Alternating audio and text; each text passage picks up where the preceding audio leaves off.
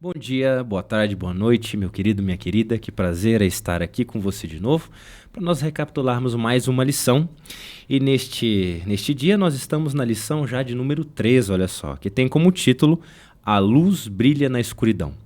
Para partilhar aqui comigo dessa recapitulação, desse estudo, estão aqui esse maravilhoso casal lá da Igreja Central, a Érica e o Ricardo. Mandem um oi para o pessoal de casa que nos ouve. Uma boa tarde a todos, sejam muito bem-vindos. Estamos aqui para falar mais uma vez a palavra de Deus, né? E é muito bom estar aqui com todos vocês. Sim, com certeza é um prazer a gente estar aqui para conversarmos um pouquinho, meditarmos aqui nesse estudo, nesse tema que a lição nos traz, né? Para a gente crescer juntos espiritualmente. Amém. Bom, para a gente começar então, vou pedir para a Érica fazer uma oração inicial, pedindo a presença do Espírito Santo entre nós.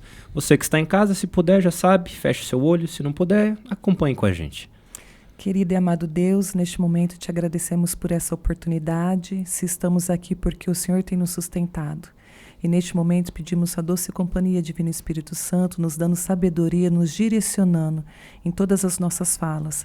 Porque é o Senhor que nos conduz, Senhor Jesus, para aprender, para, Senhor Jesus, abrir a nossa mente e estar no verdadeiro caminho, que é estar com Cristo. É que pedimos e te agradecemos em nome de Jesus. Amém. Amém. Bom, como a Érica e o Ricardo estão lá à frente do Ministério Jovem, né? A gente vai tentar ser bem jovem aqui, né? Colocar uma linguagem bem bacana.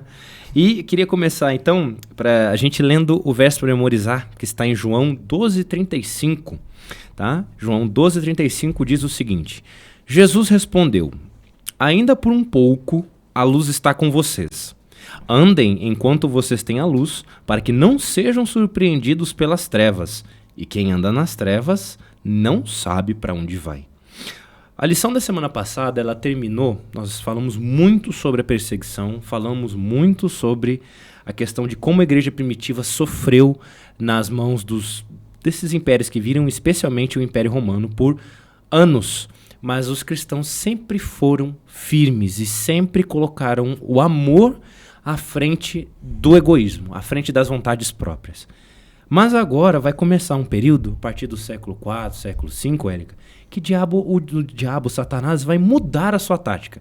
Porque ele vai ver que a violência, né, tentar oprimir os cristãos através da força, não estava funcionando. O que ele fez, então, agora para tentar subverter, então, essas pessoas? Agora é a estratégia dele, né? Ele sempre usa a palavra de Deus para, assim, algumas verdades e colocando a mentira dele, né? Então, agora ele tenta mostrar para todos, né, que você, lendo a Bíblia, né, não é legal, que você tem que seguir outros caminhos. E o que Deus mostra, né, para a gente, que clareia a nossa mente, duas coisas, que é a gente ler a palavra de Deus, que a gente sabe o caminho, a verdade e a vida, que é Deus, né, e também a oração e também a palavra de Deus, que é a própria Bíblia. Né? Então, o que ele vem tentando, na verdade, agora, é tampar a nossa mente para a gente não buscar a mensagem, né? Não buscar a verdade, que é a palavra de Deus. Então, é uma das estratégias que eu vejo que é muito o tempo, né? Trazendo mais ainda para os dias de hoje, né? O nosso tempo. Hoje a gente fica nas redes sociais, hoje a gente gasta o tempo em outras coisas, vendo outras coisas, né? Então, assim, para a gente não ter tempo para a palavra, para a verdade. E essa é uma estratégia que ele vem trazendo para a gente, o nosso tempo. Como que a gente está usando o nosso tempo. É isso que eu queria entrar com você também, Ricardo. Passando nessa parte de sábado, já trazendo agora um pouco para a gente vê que a história ela é bem cíclica, ela se repete, né? Então, você teve um período de perseguição, depois um período de concessão, depois outro período de perseguição, e aparentemente nós estamos num período de concessão de novo. Mas, assim, pensando nesses cristãos lá do século IV, século V, depois os cristãos que permaneceram ali após a Idade Média e agora nós que estamos aqui, mudou alguma coisa? O que o Satanás utiliza como concessão, como algo que vai atrair o ser humano para longe de Deus? É como diz a Bíblia, através de Salomão, né? Nada é novo debaixo do céu. Né? Então, tudo se repete, e as artimanhas do inimigo também.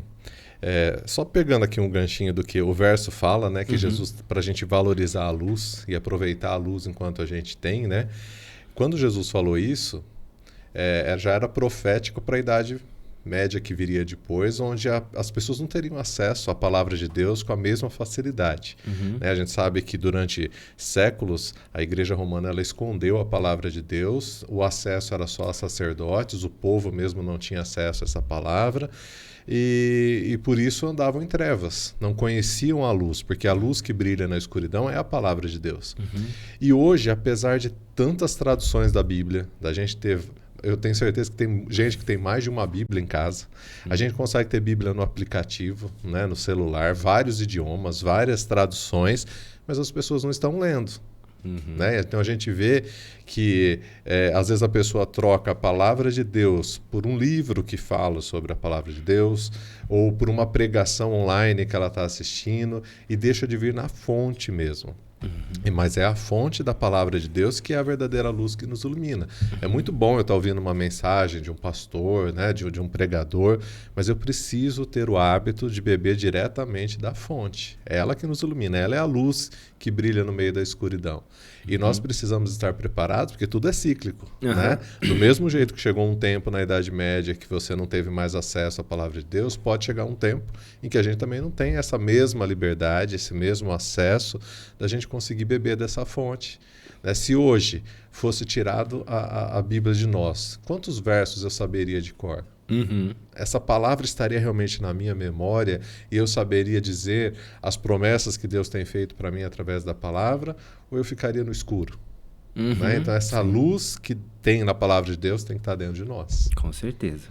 Bom, e aí a gente avança então para a parte de domingo, que vai falar justamente sobre isso, né? O título já traz basicamente bem resumido aí, né? Concessões, a estratégia sutil de Satanás, né?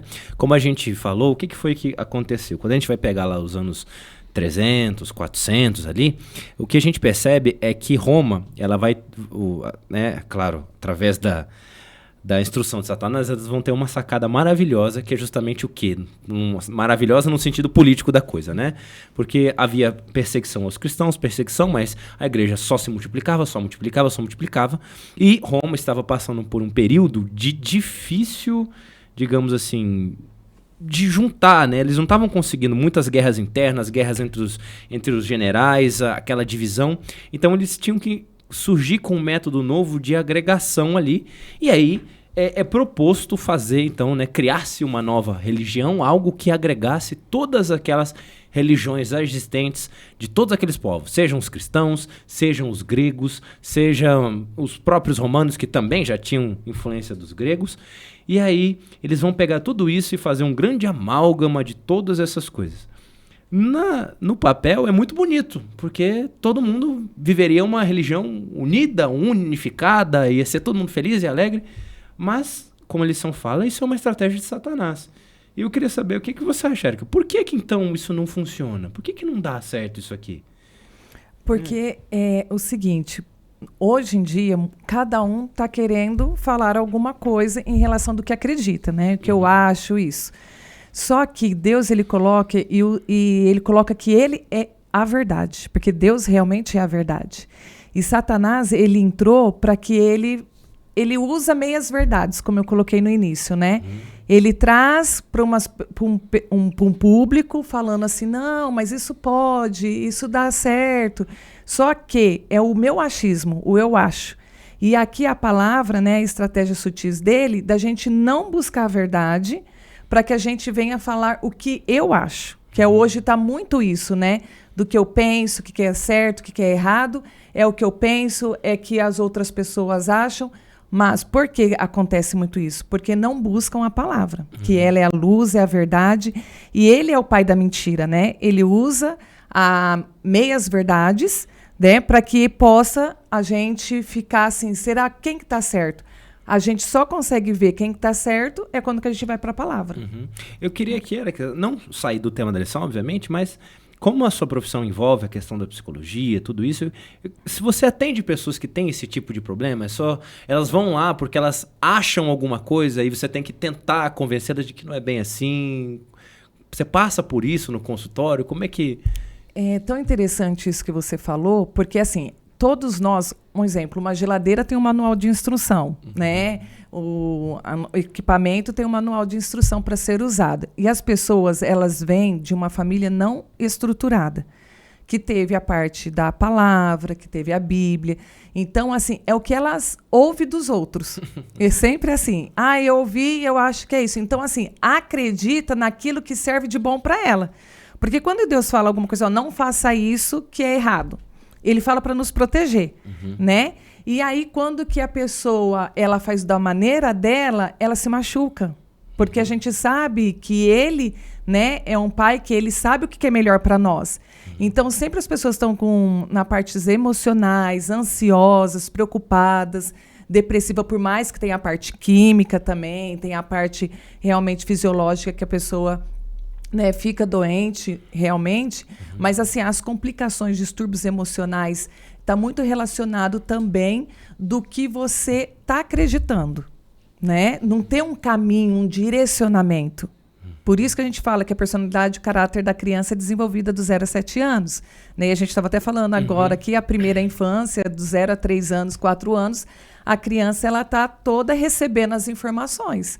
Né? Se ela está sendo criada em um determinado lugar, ela vai trazer os costumes da quem está sendo criado. Então, isso é uma das coisas que vem acontecendo. Então, assim, eu acho que é isso, que é verdade porque me falaram ou que eu aceito. Só que um dia tem um paciente para mim virou e falou, depois de muitos anos, né? Depois que eu atendi ele, conversei com ele, e ele me seguia, ele me via algumas coisas, eu mostrando ir na igreja, fazer algumas coisas, falando da palavra de Deus. E aí ele falou assim, nossa, quando eu passei aí, e eu te observando, né? Hoje, depois de tantos anos, eu vi que realmente Cristo é a verdade. Né? O que você sempre passou é o que estava certo. Mas, na verdade, o que eu passo, o que eu mostro nas redes sociais, na verdade, é o que eu busco, que é Deus.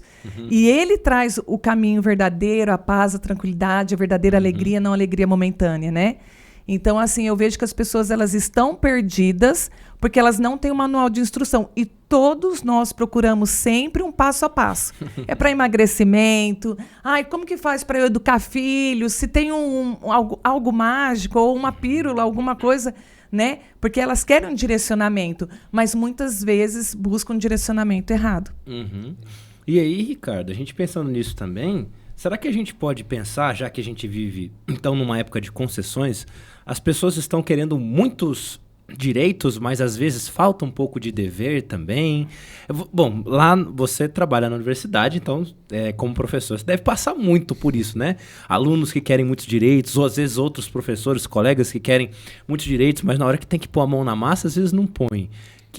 Como é que isso influencia essa questão aí? Eu acho que o segredo aqui da gente entender esse tema é a confusão. Né? Quando começaram essas concessões no passado, se eu chegar aqui e contar uma mentira muito absurda, todo mundo vai desconfiar que é mentira. Vão falar, esse cara tá louco, ele tá falando uma coisa que não tem cabimento. E uma mentira muito deslavada, ela não pega.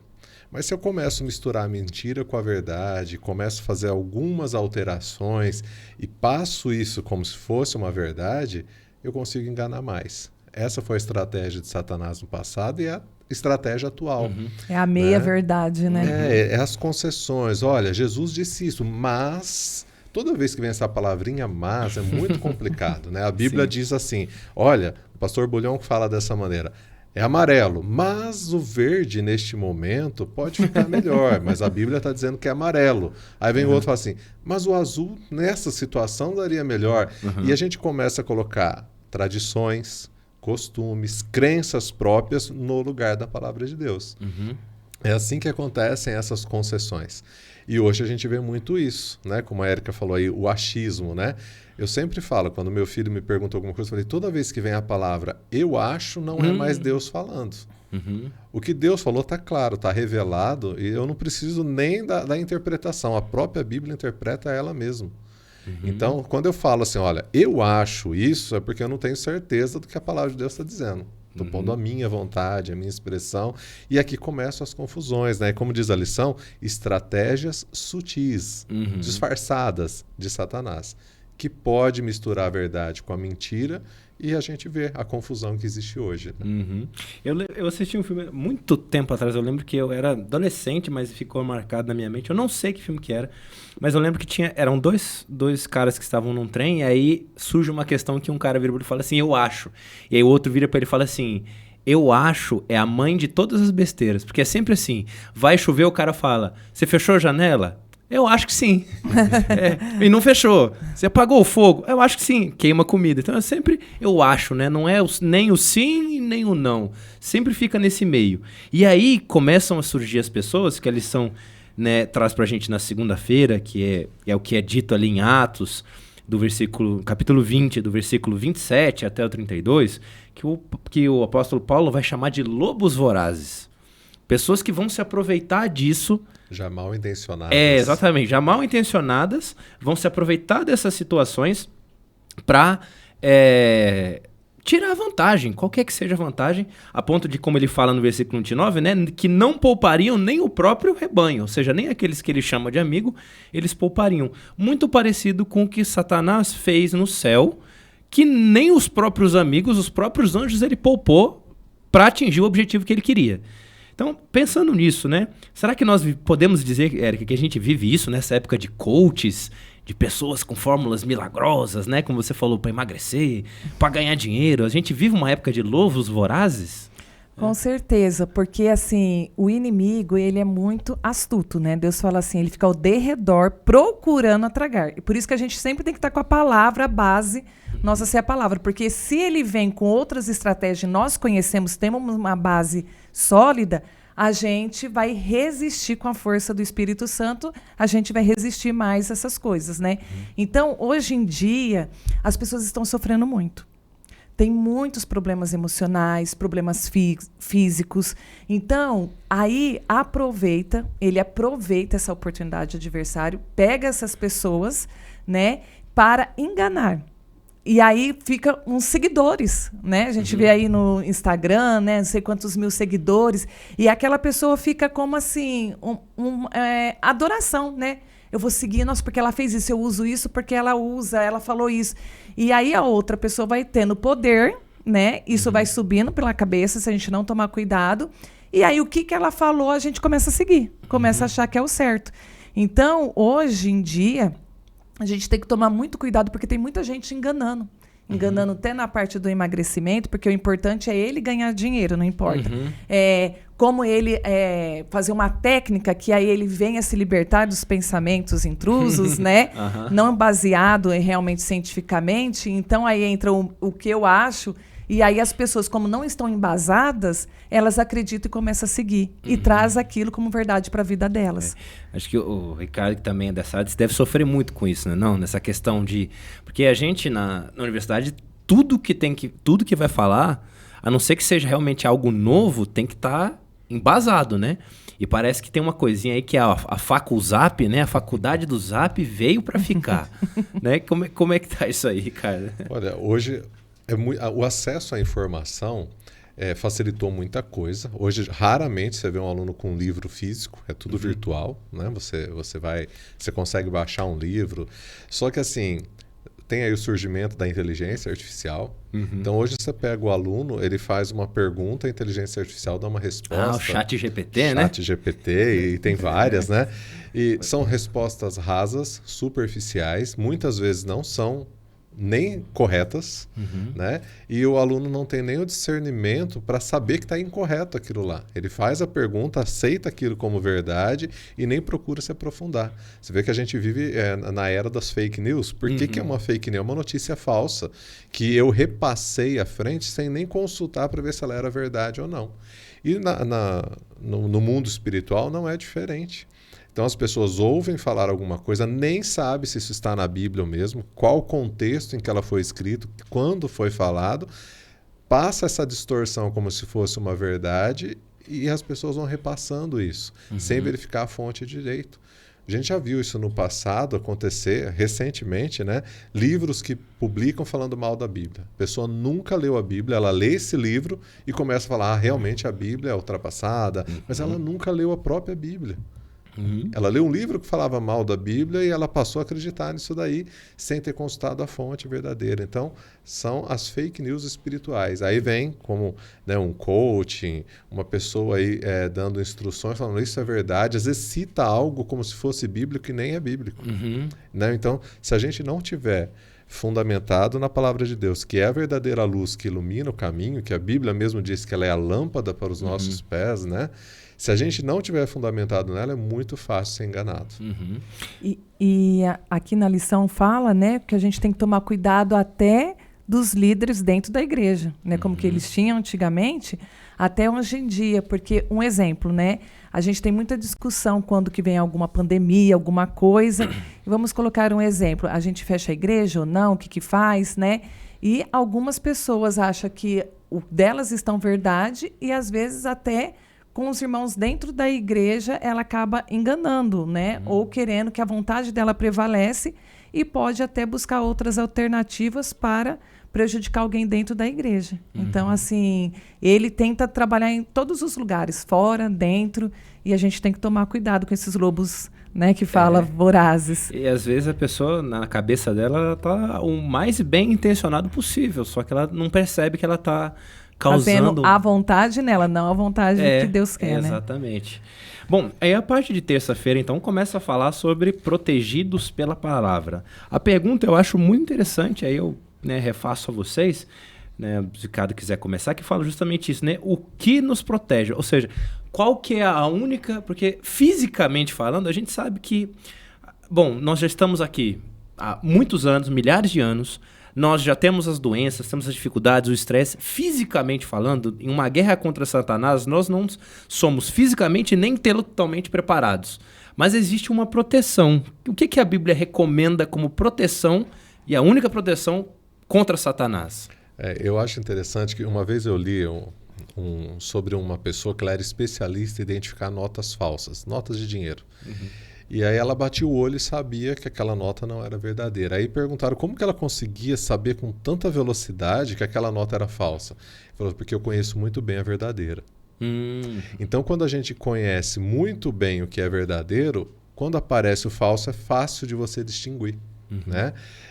Então, qual é a proteção que nós temos contra os enganos de Satanás? Manejar bem a espada. A espada é a palavra de Deus. Né? Então, a Bíblia fala que nós temos que conhecer. Né? E conhecer a palavra é uma persistência. A Bíblia se renova a cada manhã, ela diz. Então, eu posso ler o texto 500 vezes, sempre vai ter um aprendizado novo. Né? Então, eu preciso de profundidade na palavra, relacionamento com a palavra. E mais, a palavra de Deus, a Bíblia, ela é inspirada. Eu não leio ela sem a ajuda do Espírito Santo. Se eu ler a Bíblia como um livro secular, tentando com o meu próprio intelecto compreendê-la, vai ser uma compreensão falha. Eu preciso, a cada leitura da Bíblia, antes de iniciar, orar e falar, Espírito Santo, o Senhor que inspirou esta palavra, comunica para mim também o que o Senhor quer me revelar. E Ele vai nos iluminando, vai nos dando entendimento. Então, eu preciso de profundidade na palavra. É isso que eu preciso. Se nós não formos profundos na palavra, é muito fácil ser enganado. É muito fácil. Érica, você que... como já disse, trabalha com isso, você lida com pessoas o tempo todo que tem que, às vezes, mudar de hábitos, mudar de comportamento. Como é que a gente faz, então, por exemplo, uma pessoa que não tem costume de ler a Bíblia? Como é que a gente começa, então? Qual que é o primeiro passo que a gente tem que tomar para começar essa jornada? Porque a gente sabe que, queira ou não, como o Ricardo falou, é a nossa única proteção. Como é que a gente pode fazer para começar, então, a ter um hábito de estudar a Bíblia? Primeiramente, que eu sempre falo, é pedir na força a sabedoria do Espírito Santo. Porque, vamos ser bem sinceros, até eu tenho 42 anos e eu nasci num berço cristão, né, evangélico. E vamos ver todos esses meus anos. Qual que é mais gostoso se a gente for fazer a nossa própria vontade, a nossa carne? Eu ficar muito tempo na internet ou eu ler a Bíblia? É na internet, né? Na internet, né? Tanto que a gente corre, né? E aí eu comecei a fazer uma coisa pessoal e aí eu vou passar para vocês. E eu comecei a falar assim, Deus, o adversário, ele é tão astuto, porque ele sabe que eu lendo, eu vou estar mais fortalecida, porque eu alimento. A Bíblia dá um direcionamento, né? e me dá essa força. Então, a gente buscar a força do Espírito Santo. Aí eu começava com pequenos detalhes. Por exemplo, toda manhã acordava e já pegava a Bíblia. Não pegava o celular, não pegava nada e começava a ler. Aí eu fazia uma oração e ia. Conforme você vai fazendo isso, você vai psicoeducando o cérebro. Então, a gente com repetição. Então, não é que você vai ficar assim, repetindo tudo que você fez no outro dia. Não. Mas você vai pegando gosto. Porque aí você vai entendendo. Vai vir os obstáculos, vai vir uma distração. Um soninho. Só que aí você fala assim, vou começar do pouco mesmo. Um versículo, depois outro versículo. Daqui a pouco você está lendo um capítulo e tendo uma comunhão com Deus diferenciada. Então, assim, você fazendo todos os dias. E outra coisa, Lucas, que eu acho muito importante hoje, que as pessoas hoje em dia, elas não estão buscando também um cuidado com o cérebro. E com isso não consegue também ter um discernimento. Um exemplo, vamos colocar, se eu como muito doce durante o dia, se eu como muito carboidrato, tudo, eu vou ficando mais inchada, né? Eu vou ficando mais inflamada, vamos dizer assim. Não sou especialista nessa parte, né? Mas eu sei que o estilo de vida muda muito. Eu estou inflamada, eu não dormi direito, eu não comi alimentação saudável.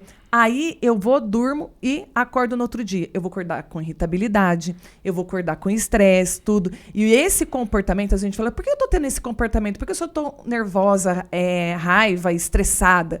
Será que é só a parte de comportamento das emoções? Ou será como que está sendo o seu estilo de vida? Se você não cuidou, no final do dia você não vai estar bem mesmo, né? Então, e Deus, olha como ele é tão perfeito. A Bíblia fala isso.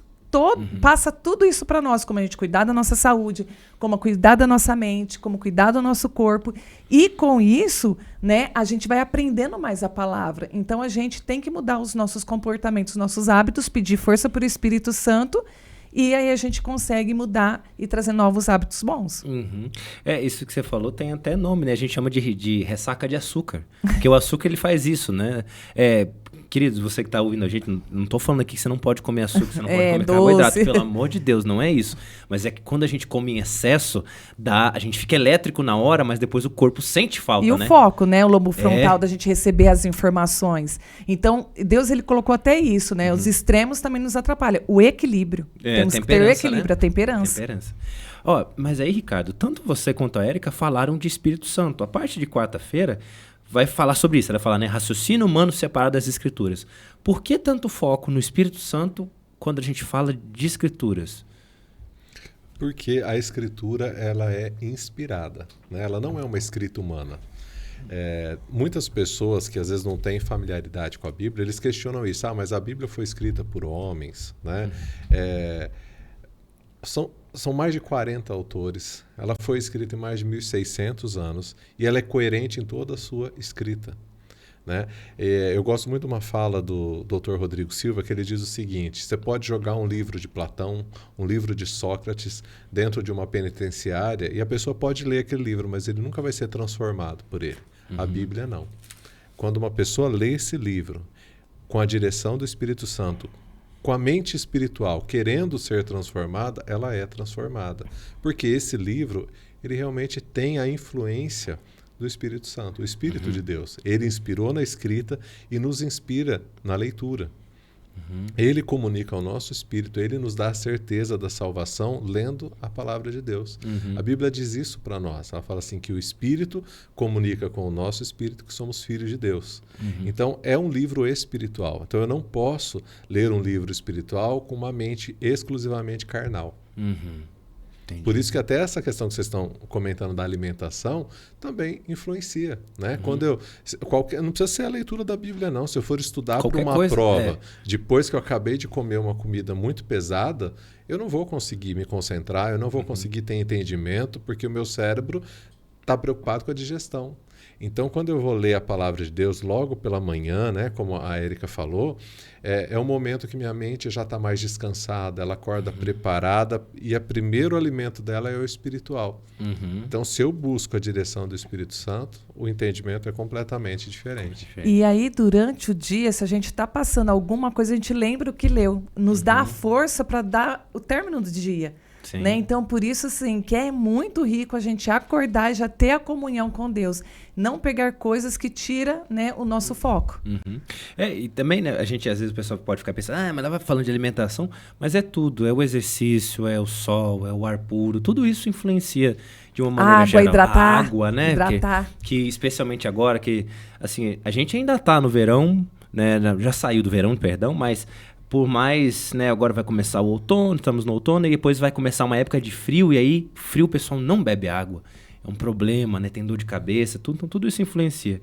Isso aí que você estava comentando do Espírito Santo, cara, eu acho muito legal, porque, bom, acho que talvez a Érica nem tanto, porque a área da Érica tem muito mais a questão da leitura, né? Minha área é uma área muito prática, sou uma área muito prática, tem matemática no meio, mas eu tinha, assim, perdão, papai, que é professor de português, mas eu tinha uma, não vou dizer uma raiva, mas uma angústia, quando vinha as aulas de literatura, e aí vinha o professor, aí passava o livro, e você lia o livro. E o que será que o autor quis dizer com isso? Eu não sei, eu não sou o autor, eu não estava lá quando ele escreveu, eu não sei o que ele quis dizer. E com o Espírito Santo acontece mais ou menos isso, só que ali você está tendo a oportunidade de conversar diretamente com o autor, né? Eu acho que isso é legal da gente pensar. Então o Espírito Santo é muito útil. E a gente trazendo uma parte prática, imagine você tá num hotel, né, que ele colocou até aqui na lição, que eu achei bem interessante, você tá num hotel e falou assim, vamos dar um passeio aqui, tem uma floresta na frente. Você não conhece nada, você vai passear. Depois você não consegue voltar porque você... eu acho que esse caminho, né? Então, a Bíblia e o Espírito Santo, eles te instruindo, você volta sempre ao lugar certo. E essa é a nossa vida. Em tudo que a gente for fazer, se eu fazer já de imediato, sem o Espírito Santo, sem a palavra de Deus, eu não vou ter um direcionamento correto. Eu posso até ir para outro caminho, mas eu vou chegar no que realmente eu preciso chegar, né? Então, o Espírito Santo e a palavra de Deus nos dá um direcionamento real e verdadeiro, porque Deus que nos fez, né? O autor de tudo é Ele. Com certeza. Para a gente já ir finalizando, depois não sei se vocês vão ter algum comentário que vocês queiram fazer, mas a parte de quinta-feira, ela fala da batalha pela mente. Isso que é interessante, porque... O ser humano, de uma maneira geral, geralmente ele batalha por coisas que são muito palpáveis, né? É um território, é o dinheiro, é o poder, uma posição política, mas Satanás, ele batalha conosco pela nossa mente.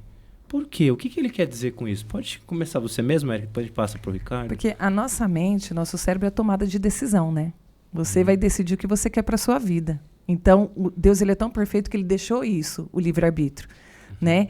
E ele busca a mente porque, assim, você sendo enganado, você sendo ver alguma coisa e você não seguir as suas vontades, que é a vontade, o poder, né, o dinheiro, tudo isso hoje em dia envolve, né, o prazeres, uma bebida, uma festa, tudo. Então, o que acontece? Se eu buscar esses prazeres, automaticamente eu estou me afastando cada vez mais da verdade e do que realmente é saudável e é a verdadeira felicidade, porque essas são felicidades momentâneas. E quando que ele aproveita, né, a batalha sempre de Satanás foi pela mente do ser humano, porque é ali que você vai decidir, que você vai querer ficar que lado, de Cristo ou dele, né? Só que ele engana, porque se ele aparecesse realmente do como que ele faz com o mundo, né, que é tanto roubo, morte, tudo a gente vê, mas, ai, meu Deus, por que tudo isso está acontecendo? Porque ele realmente está fazendo, mas ele não mostra que é ele que está fazendo. Então, se ele mostrasse, aí realmente a gente saberia o que a gente tem que seguir, por isso que tem a palavra. Então, quando que ele trabalha para a gente, né, e luta pela nossa mente, porque é a nossa tomada de decisão. Que lado que a gente vai ficar? E eu acho que partindo por esse lado que você comentou, de novo, né, em relação à sua área, nenhuma mudança de hábito, assim, é muito raro, né, mudanças de hábitos, mudanças de alimentação, mudanças de comportamento que acontecem do dia para a noite, né? Sempre é gradualmente. Se realmente Satanás ele mostrasse todas as suas intenções para o mundo de uma vez só, acho que o próprio mundo falaria, não, peraí, também não é assim, né? Se voltaria contra ele, né? Mas ele é tão astuto que ele tenta mostrar, né, aquele lobo vestido de ovelha, mostrar que está acontecendo isso porque Deus está permitindo, né? Sendo que tudo começou por ele. Exatamente. E por isso que a gente precisa da Bíblia, né? E do Espírito Santo para nos direcionar e mostrar a verdade, quem que é ele de verdade. A mente é o campo de decisão. né? Então, a batalha pela mente é justamente nesse sentido, porque aquilo que a gente acredita, aquilo que nós realmente entendemos como verdade é o que a gente vai seguir, é o que a gente vai ir atrás. Você pode ver que uma pessoa, quando ela é dominada pelos vícios, o que ela perde? O poder de decisão. Ela quer parar, mas não consegue parar. Não é? Se a pessoa, por exemplo, ela se vicia numa droga muito forte, como o crack, por exemplo, a mente dela não funciona mais. Ela só pensa naquela droga no meio de consegui-la e sustentar aquele vício. Então, esse é o objetivo de Satanás. Se fala muito disso na igreja, né? Então, as pessoas falam, mas vocês não são livres, vocês não podem isso. Não, eu escolho não beber. Eu escolho não fazer tal coisa. O contrário é quando a pessoa está no vício, ela não consegue parar. Por quê? Porque a mente dela foi tomada, né? Então, a palavra de Deus é o contrário, né? As pessoas falam assim, vamos meditar. O que eu faço quando eu medito? Eu esvazio minha mente. Não. A meditação da palavra de Deus é se encher da palavra de Deus, não é esvaziar. A nossa mente não foi feita para ficar vazia, ela sempre vai estar cheia de alguma coisa. E quando a gente enche ela da palavra de Deus, nós nos tornamos espirituais, ligados ao Deus que inspirou essa palavra. E aí, queridos, eu acho que fica claro, então, para a gente terminar, que o grande conflito, diferente do que a gente sempre acha, né, que é o que é passado para a gente nos filmes, nas músicas, que a gente pensa que vai ser aquela grande batalha que a gente vai sair, pegar em ar. Não, na verdade, o grande conflito ele está acontecendo aqui, né? Ó, soltou ali, ó. Então, o grande conflito ele vai acontecer aqui, né? É na nossa mente e ele acontece a cada dia. Então, que você e eu, meu querido, minha querida, possamos permanecer firmes na palavra, porque essa é a nossa única proteção no final das contas. Possamos estudar todo dia, né? Criar bons hábitos, né, Érica? Pegar essas dicas de comecinho, a rotina, né? Rotina é fundamental. Então, criar uma rotina verdadeiramente para que possamos ter essa comunhão diária com Cristo. Para quando as batalhas chegarem, o conflito já está ganhado. A gente já ter vencido o conflito. Vai ser só algo que nós vamos passar. Ricardo, você termina para a gente, então, fazendo uma oração? Sim. Antes, eu só posso Pode, claro. falar uma coisa, né? Para todos que estão nos assistindo, eu achei essa frase muito interessante. Quando me afasto do evangelho, eu me agarro só na opinião da maioria. Então, assim, olha, quando me afasto do evangelho, eu me agarro só na opinião da maioria. Então, você quer ficar com a maioria ou quem realmente te traz a paz e a verdade? Que é Deus, né? Amém. Então vamos orar. Querido e amado Deus, nós agradecemos ao Senhor porque sempre o Senhor nos oferece o crescimento através do estudo da Tua Palavra, da meditação da Tua Palavra. E como disse Jesus, ó Pai, nós não estamos órfãos. O Senhor nos deu o Espírito Santo para nos ajudar, Senhor, na leitura da Tua Palavra, na busca pela Tua presença. E como o Senhor mesmo nos ensinou, quem busca, acha, quem pede, encontra, quem bate, abrir-se-lhe-á. Então nós te pedimos, Pai, que cada pessoa que participou conosco desse estudo possa sentir o desejo, inspirado pelo Teu Espírito Santo, de se aprofundar mais na leitura da Tua Palavra. É o que nós oramos e agradecemos em nome de Jesus. Amém. Amém. Amém. Fique com Deus e tchau, tchau. Que Ele te abençoe.